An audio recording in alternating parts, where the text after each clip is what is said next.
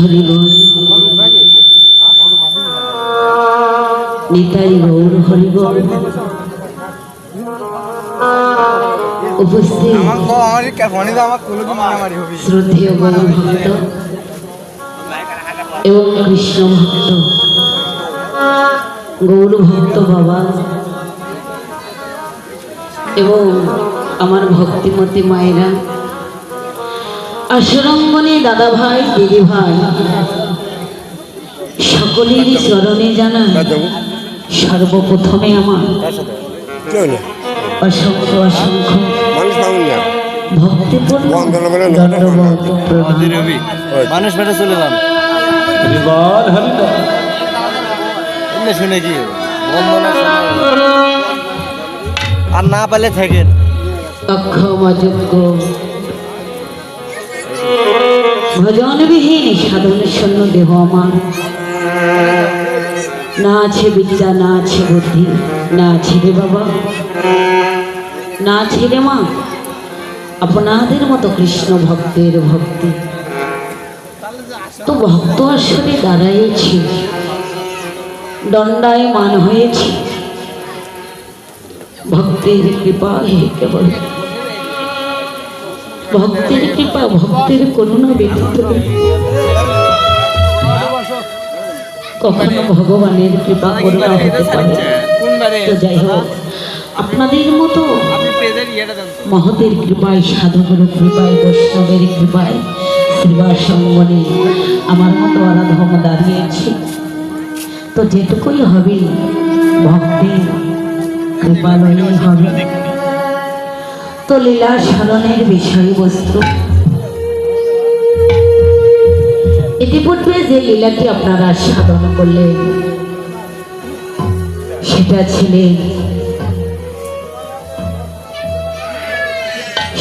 ছিলেন সন্ধ্যাবেলায়, না অর্থাৎ উত্তর গোষ্ঠী সেই বেলায় ছিলেন উত্তরাগস্ত পালা। এবার আমরা সময় সূচি লয়ে যে লীলাটি গাইব, যে লীলাটি আমাকে দেওয়া হয়েছে সেটা হলে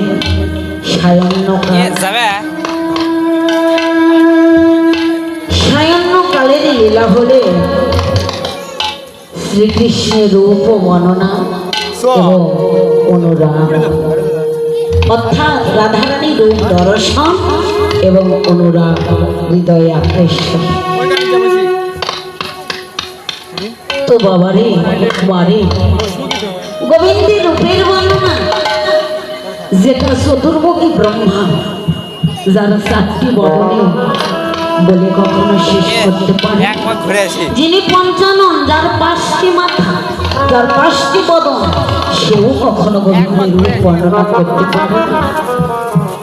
আর আমার মতো শত শত জনমের অপরাধী মহাপাপী কনিষ্ঠ আপনাদের সম্মুখে ক্ষুদ্র বদনে কিবা আর গোবিন্দের রূপের বর্ণনা বলে শোনাবো। তো যাই হোক,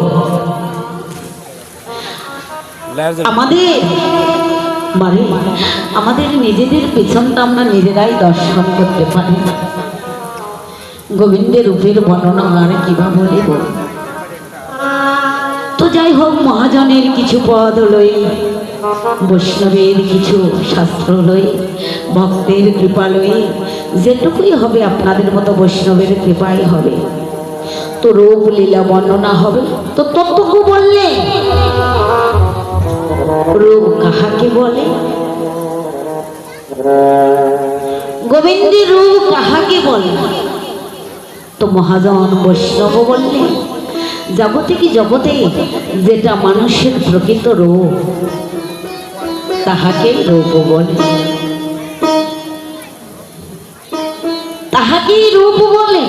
কিন্তু এই যে আমরা সাজসজ্জা অলঙ্কার ভূষিত করে যে রূপ সজ্জাটা বাড়ায়, তাহাকে কি রূপ বলে? না, তাকে কি বলে?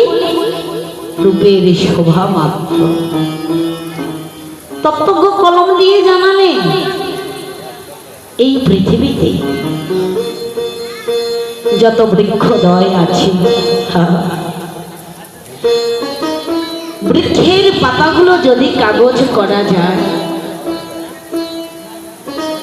পৃথিবীতে যত বৃক্ষের ডাল রয়েছে ডালগুলো যদি কলম করা যায়,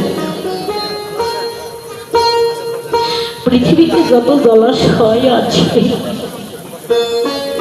সবগুলো যদি কলমে তুলে কালি করা যায়, পৃথিবীতে যত শিক্ষক যত পণ্ডিত আছে তারা যদি শত যোগ ধরে বর্ণনা করে কখনো আমার গোবিন্দের রূপের বর্ণনা করে শেষ করতে পারে।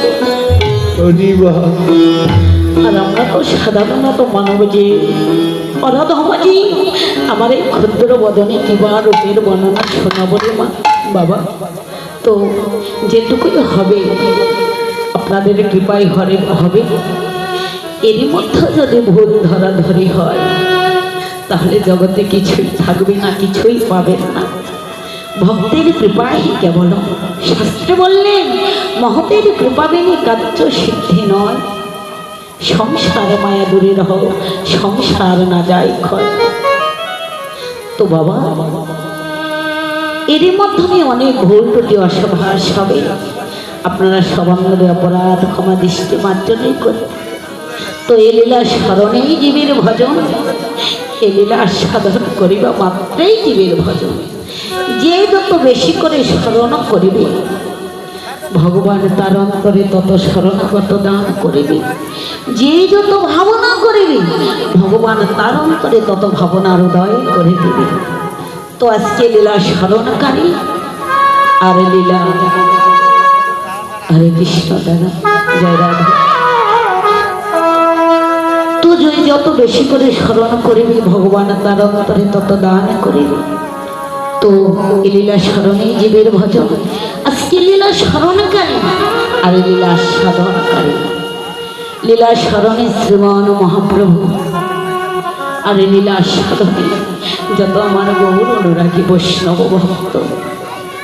তো যাই হোক ভুল ত্রুটি অপরাধ ক্ষমা করবে এই বলে আপনাদের মতো শত ভক্তের স্মরণে নয়নের সূক্ষ্ম ধারা দিন আমি শরণাগত। জয় জয়